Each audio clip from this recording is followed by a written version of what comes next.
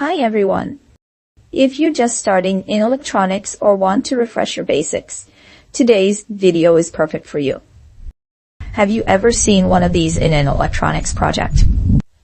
This is a breadboard, one of the most beginner-friendly tools in electronics.